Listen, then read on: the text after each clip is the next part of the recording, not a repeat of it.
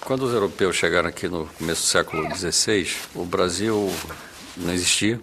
Eles encontraram uma terra densamente povoada, ao contrário do que se imagina, por populações na costa brasileira muito semelhantes entre si do ponto de vista da língua e da cultura, ao longo de quase toda a costa brasileira, que vieram a ser conhecidos como Tupi-Guarani.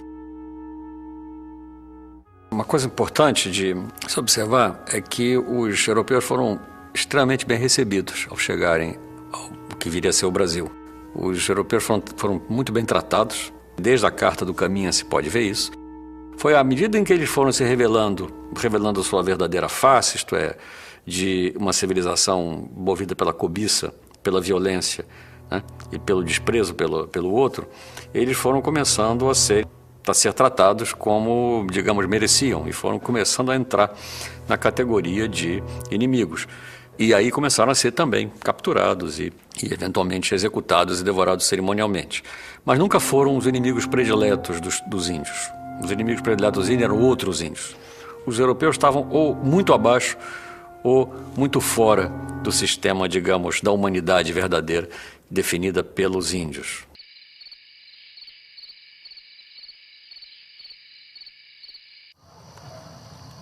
Come. Você precisa se alimentar. É mingau. Não quero mingau. Você precisa comer. Tem milho, mandioca. Você quer?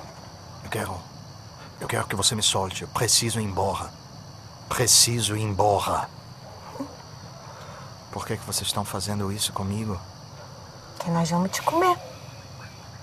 Piatã vai arrebentar tua cabeça com a Ibirapema. Vou chorar sua morte. As mulheres vão passar o seu sangue nos meus seios, para que meus filhos conheçam o sabor do inimigo. Depois nós vamos jogar água fervendo no seu corpo, tirar sua pele e repartir as partes. As velhas vão beber seu sangue, as crianças comem os intestinos. E eu gosto dos dedos. Vocês não podem fazer isso comigo. Podemos sim, porque você é nosso inimigo. E comendo você, conquistamos a sua força. Eu não sou inimigo. Quantas vezes eu preciso repetir isso, pelo amor de Deus? Eu não sou francês. Eu não sou Maír. Eu sou alemão. Eu sou amigo de português. Amigo de Peró. A guerra indígena é uma guerra bastante diferente, sobretudo a guerra praticada pelos índios Tupi-Guarani da costa brasileira, bastante diferente nos seus objetivos, e na sua filosofia em geral, do que a guerra europeia. Em primeiro lugar, era uma guerra cujo objetivo não era principalmente territorial, não era principalmente de conquista territorial, mas era motivado por um outro tipo de lógica mais próxima da lógica do duelo, da vingança e da vendetta e da busca de glória, da busca de honra. Os índios que habitavam a costa brasileira, os da família Tupi-Guarani, tinham a antropofagia como um elemento fundamental do seu complexo ritual. De um complexo que era ao mesmo tempo ritual e guerreiro. Então o que você tinha era uma antropofagia guerreira, isto é, os Tupinambá comiam ritualmente os seus prisioneiros de guerra. Então eles não comiam qualquer pessoa e não comiam porque estavam com fome. Eles capturavam, executavam e devoravam cerimonialmente os prisioneiros de guerra. Mas a guerra enquanto tal, a guerra e a execução cerimonial dos prisioneiros eram temas absolutamente vitais para a constituição da pessoa tupi. Era um rito de passagem, era um rito de acesso do adolescente à idade adulta. Um homem só podia casar depois de ter morto um prisioneiro cerimonialmente. Portanto, o homem só podia ter filhos, oficialmente, depois de ter morto um prisioneiro. Ou seja, a própria reprodução física da sociedade, nesse sentido, dependia desse sistema ritual de captura e execução de prisioneiros de guerra.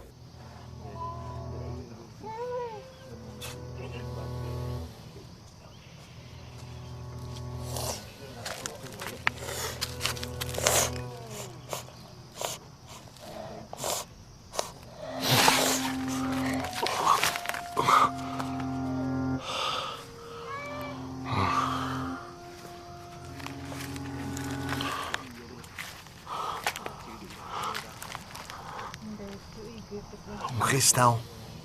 Um cristão! Obrigado, meu Deus. Obrigado por mandar um cristão para me salvar desses infiéis. Por esse milagre eu te agradeço.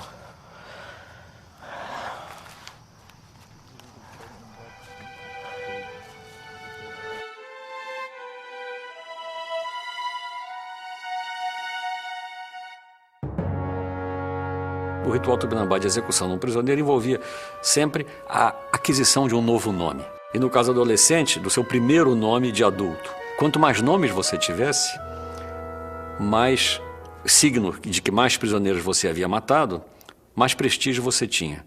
Porque as mortes dos prisioneiros implicavam o direito de você poder usar determinados adornos corporais, batoques, brincos. Como os generais botam aquelas medalhas e insígnias, os Tupinambá cobriam o corpo com insígnias que manifestavam o seu valor guerreiro. Haviam homens, como diziam os cronistas, os missionários, com mais de 100 nomes.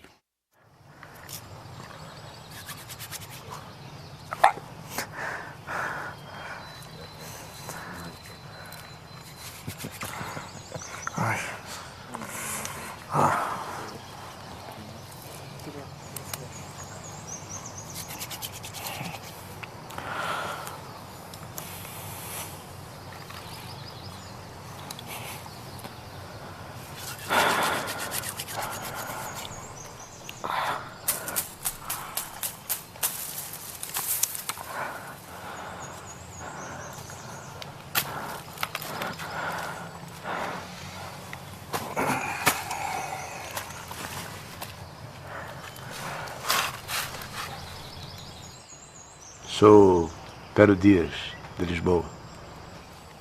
Franz Hessen, de Bremen. Bremen? E o que faz um alemão assim, tão longe de casa? Sou artilheiro, lotado no feito Rio de Cabo Frio. Mas estavas a léguas de Cabo Frio quando te encontraram. Eu e meus companheiros estávamos caçando, nos perdemos. Péssima região para se perder. Infestada de tupinambás, povo cruel, violento. Bem diferente dos tupiniquins. E pior, amigados com os franceses canalhas. Por acaso os teus amigos não seriam franceses? Seriam? Franceses? Não, de modo algum. Sou aliado dos portugueses. Aliado. Pero. Há meses eu tento convencê-los, mas eles não acreditam. Eu tento convencê-los de que eu não sou francês, de que eu sou aliado dos portugueses. Podem me ajudar a convencê-los? Certamente. Elas são... Minhas mulheres. Há quanto tempo está entre os selvagens? 8 anos. Pouco mais ou menos. E o que veio fazer nessas terras? Culpa do amor. Apaixonei-me por uma bela e pura jovem em Lisboa. Pouco tempo depois nos casamos. O problema é que eu já era casado, então fui condenado ao degredo, bigamia. Mas entre as selvagens encontrei o que tanto buscava. Preciso de ajuda. Direi a eles que és um aliado. Deus seja louvado. O objetivo principal da guerra era a captura de prisioneiros, que eram trazidos vivos para a aldeia, dos captores. E ali eles ficavam um certo tempo. Eles eram bem tratados, esse é um ponto fundamental. Eles eram trazidos para a aldeia e uma vez ali, eles eram adotados, digamos, pelo grupo, a tal ponto que muitas vezes lhe era dada uma esposa, ou melhor dizendo, uma mulher que na verdade tomava conta dele, tanto quanto era uma esposa com quem ele dormia, junto com quem ele trabalhava, era também alguém que na verdade o vigiava. O ponto fundamental é que os índios de fato eram antropófagos, eles faziam questão de que o que eles estavam comendo fosse gente, e não como fosse um animal, coisa qualquer, como nós tendemos a imaginar o inimigo como menos que humano, como alguma coisa que no fundo não é humana, né? Nós precisamos dizer, ele não é gente para poder matá-lo, né? Os índios, ao contrário, faziam questão de transformá-lo em gente o máximo possível para poder matá-lo. Ou seja, havia era uma outra lógica, uma lógica muito mais, talvez mais complexa do que a nossa.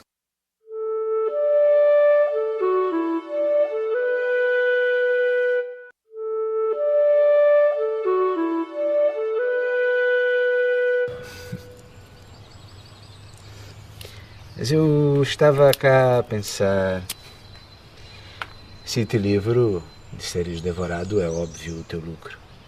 Mas o que eu ganho com isso? Deus há de te recompensar por ter ajudado um cristão. Deus não tem influência por estas terras. Tire-me daqui e eu te levo de volta a terras civilizadas. Não desejaria retornar a Portugal? Olha bem, parece a ti que não me agrada a vida que levo? Isto aqui é o verdadeiro paraíso na terra.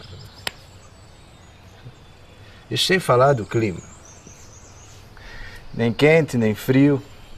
É perfeito. Peça ao Quanti será tua. Eu te faço um homem rico. Sabes quem é rico por estas terras? Aquele que tem muitas penas de pássaros. E no mais, toda a expedição portuguesa que por cá atraca pede o meu ajutório. Tenho mão de obra farta para carregar o pau-brasil e muito mais. Queres uma anta? Te consigo por 2 tesouras. 30 patos custam 2 espelhos e 5 anzóis. Preferes galinha? Te consigo 100 por 30 cunhas e 10 facas. Mel. Mel é barato. 25 cabaças de mel em favo custam 30 cunhas e 10 facas. Os nativos ficam felizes com as miudezas e eu ganho bem. Muito bem. De modo que precisarias me oferecer uma fortuna para valer a pena. Pois eu ofereço. Eu ofereço. Eu tenho fortunas imensas. Incalculáveis. Estão aí contigo? Eu não consigo ver nada.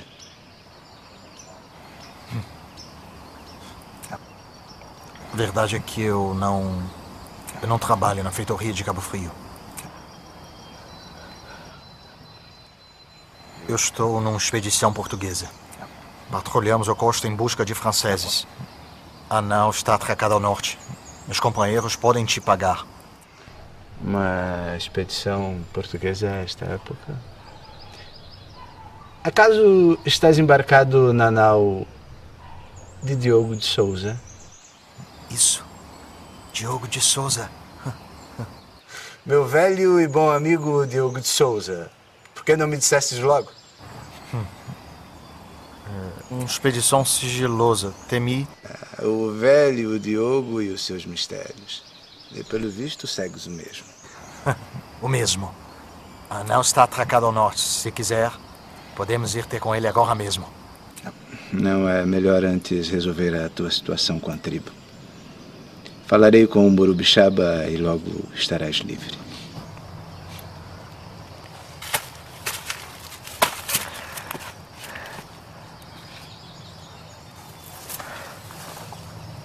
Senhor, protegeu-me até agora. Continua meu protetor.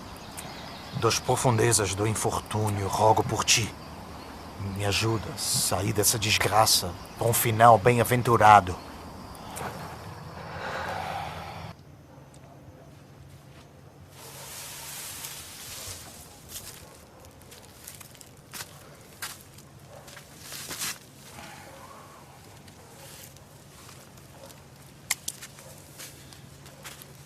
Então, Peró ou Mai? Mai. É francês, com certeza podem comê-lo. Sugiro que façam rápido. O ferimento dele parece bastante grave. Está cheirando mal e com um aspecto pavoroso. Ele pode perder esta perna ou nem estar vivo amanhã.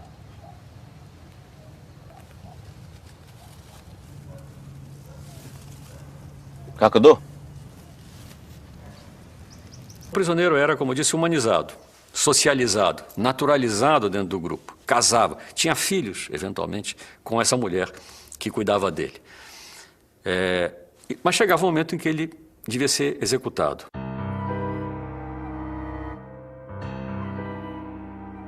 nos dias que precediam o ritual, ele era progressivamente, de maneira muito meticulosa e elaborada do ponto de vista simbólico, ele era retransformado em inimigo.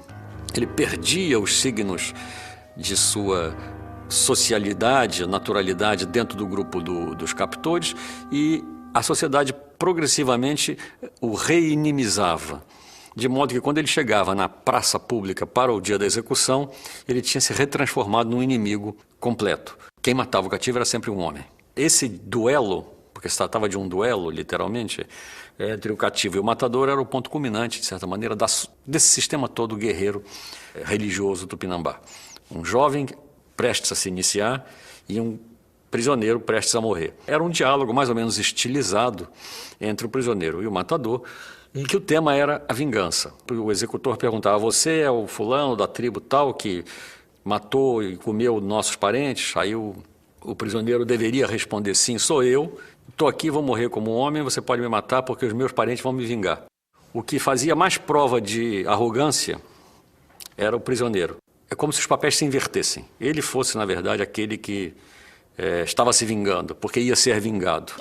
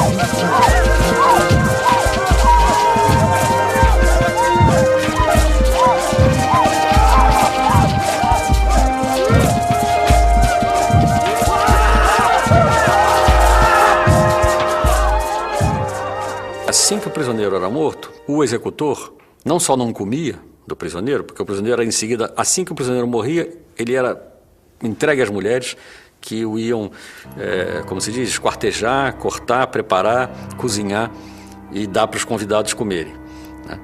Eu lembro que havia, como eu disse, milhares de convidados, e às vezes era um prisioneiro só, ou seja, a quantidade de carne não chegava a ser exatamente, não se tratava de um churrasco, ao contrário, era uma coisa, do ponto de vista substancial, alimentar, absolutamente insignificante. O importante era o valor simbólico, era muito mais parecido com a Eucaristia nesse sentido, mal comparando, ou talvez nem tão mal comparando assim, do que com um churrasco doméstico.